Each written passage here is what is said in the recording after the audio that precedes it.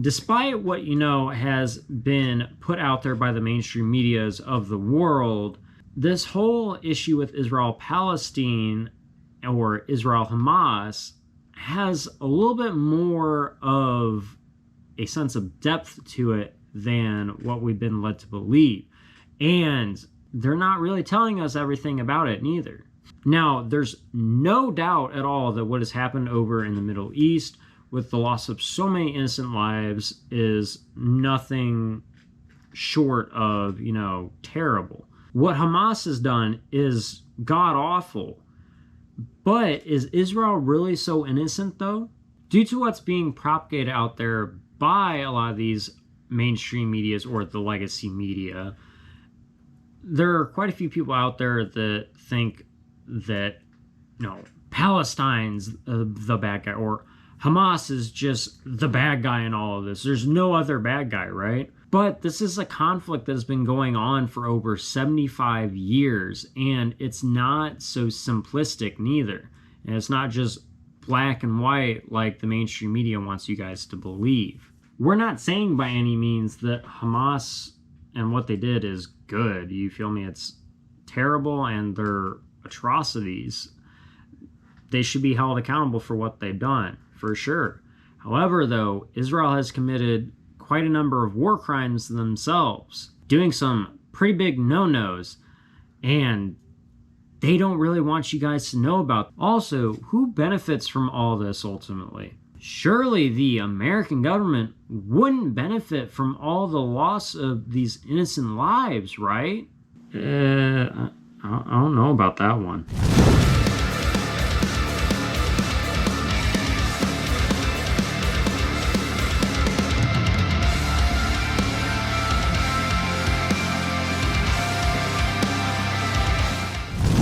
So first off, some of you guys may be aware of the fact of the matter that U.S. Congress members have been investing in weapons/arms dealer stocks since all this started, and even before that.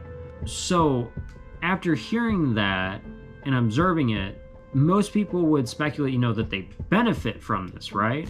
51 members of Congress and their spouses own defense contractor stocks. Marjorie Taylor Greene herself purchased stock in Lockheed Martin 2 days before Russia invaded Ukraine in February 2022. Weapons makers have spent $2.5 billion on lobbying over the past 2 decades, employing on average over 700 lobbyists per year over the past 5 years. That is more than one for every member of Congress. Hard to imagine why some of them would be so pro-war. Right? That's pretty interesting, right? Also, apparently Hamas has gained U.S. weapons somehow. Some fearing that they have came from what was given to Ukraine. Now let's take a step back and ponder how they potentially could have gotten these weapons. Fears that American weapons would end up in the hands of terrorists and or American enemies began to materialize as early as June. Then, a Newsweek report indicated that Israeli operatives had detected American weapons from Afghanistan in the hands of Palestinian terrorists. This same report analyzed the concern that some of the weapons that the U.S. sent to Ukraine could end up in the wrong hands and become a danger to the U.S. and its allies.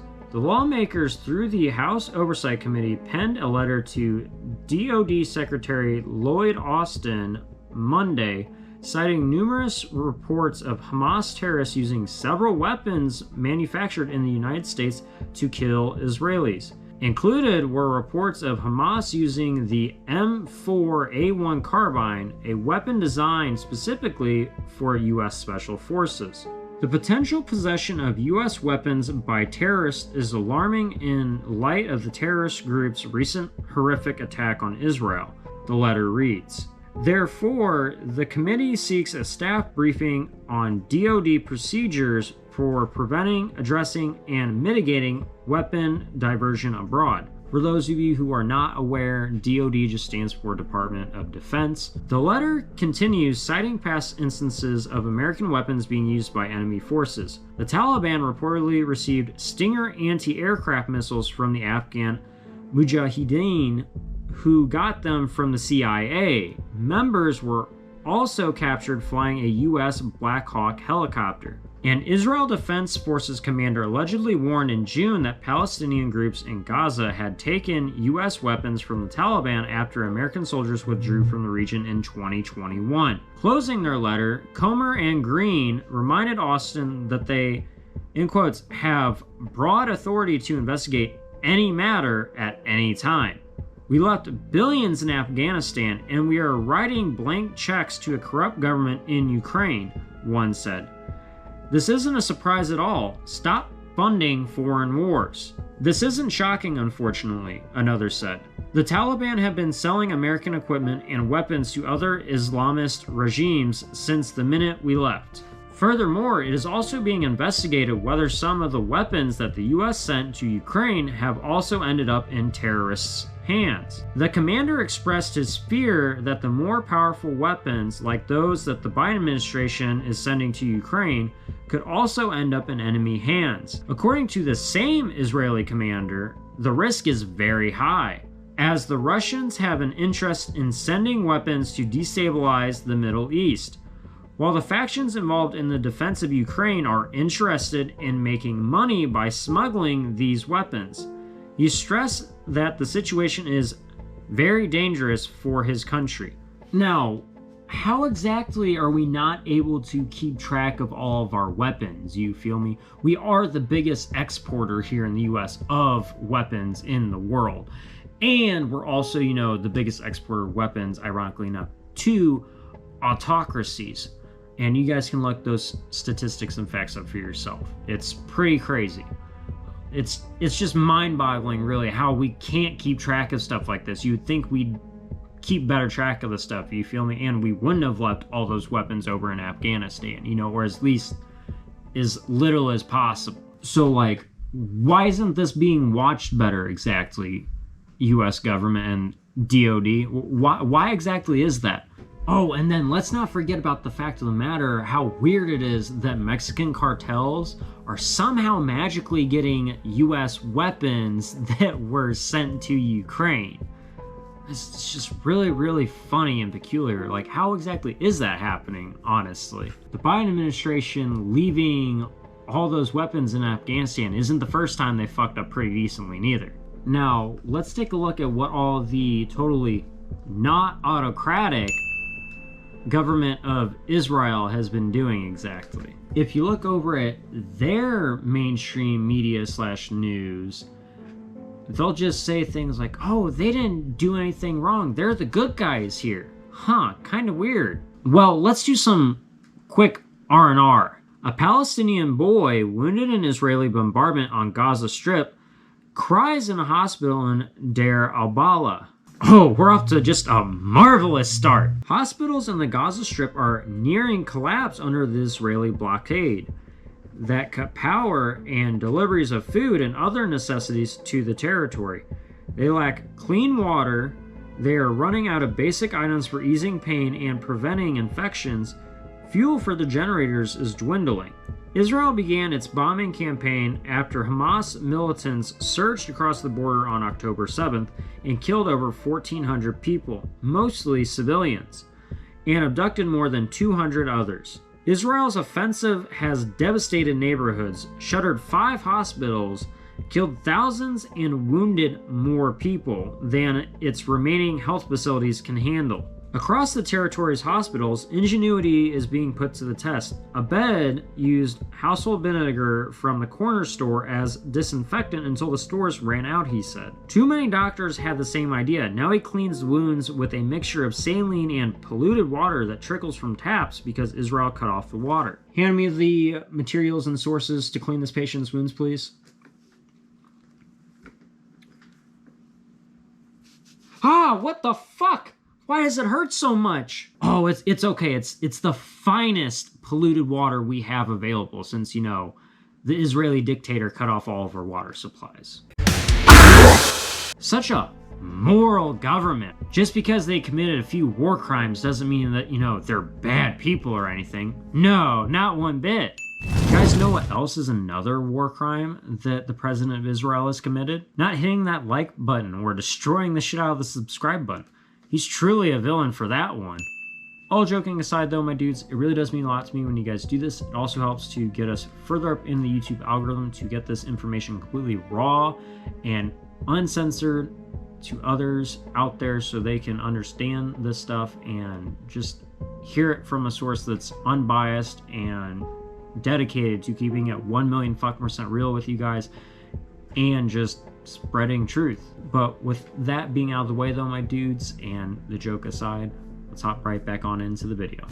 Netanyahu has ignored recent Egyptian efforts to broker a long-term truce between Israel, Hamas, and fellow militant group Palestinian Islamic Jihad.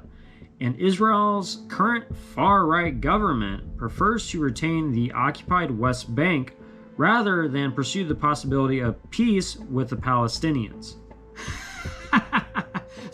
So the man truly is a dictator / authoritarian, isn't he? He ignored peace talks and committed war crimes by shutting off essential everyday needs like food and water to innocent Palestinians and people in the Gaza. Not to mention, also bombing schools, hospitals, and churches. Also, I found this out while I was, in the middle of doing my notes from a little news segment in Redacted News.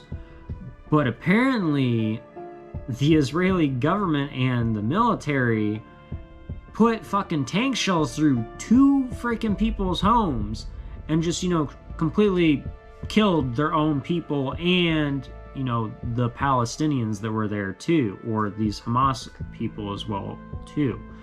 Didn't give a shit at all about that and whether or not it was their own people. No, not one bit. And that's actually in a voice recording from an interview that's in that segment, which you won't be able to find really well in the Israeli mainstream media because it would make the Israeli president and military look bad.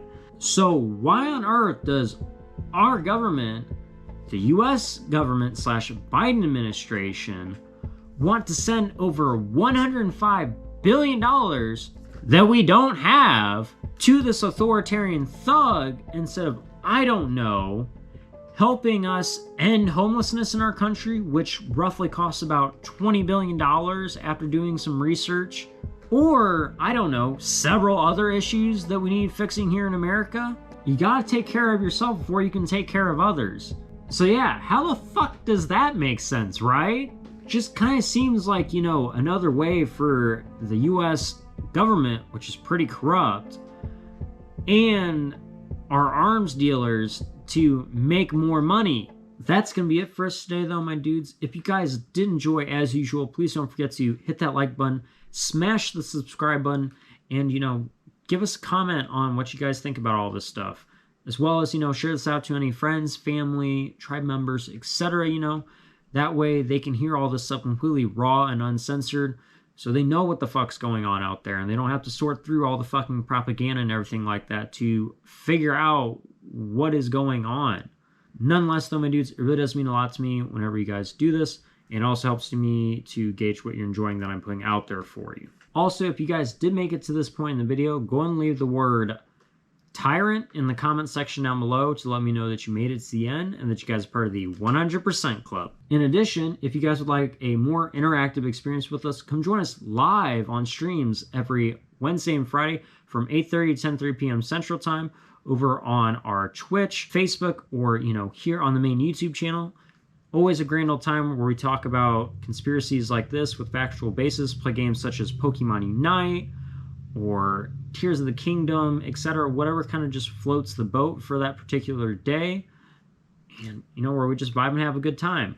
The more the merrier, right? We'll also be doing a spooky themed celebration stream on Tuesday for Halloween. If you guys enjoy Halloween and all that stuff and want to see me play some spooky games, let me know what spooky games you guys would like to see me play in the comments section down below. Try to stick to the free ones because your boy's saving money to move, unless you guys want to gift me that. Always appreciate that, and I definitely play the shit out of it. But yeah, would love to have people in there to celebrate Spooky Day with us, and just vibe and have a good time. Also, feel free to check out our Discord tribe where we're doing movie/weeb night every other Friday, watching anime such as Dragon Ball Super or My Hero Academia, etc. Also watch other things such as cartoons and share dark humored memes, as well as talk on things like spiritual and philosophical topics, as well as, conspiracies like these. Again, all with factual basis, and also politics respectively, of course. Would love to have more people in there. Only rules are, don't be a fucking prick, be a decent human being, and gotta be able to take a joke, because we bust each other's asses in there, and it's also full of dark humor. But with that being said, though, my dudes, until next time, please don't forget to live long and prosper, take care and peace, keep it 1,000,000 fucking % real, and as always, fuck the system. I will see you guys on the flip side. Yo! The people of this country, and we're under attack. They banning us, they cancel us for speaking the facts. If you man enough, come stand with us, take USA back. And every time we pull up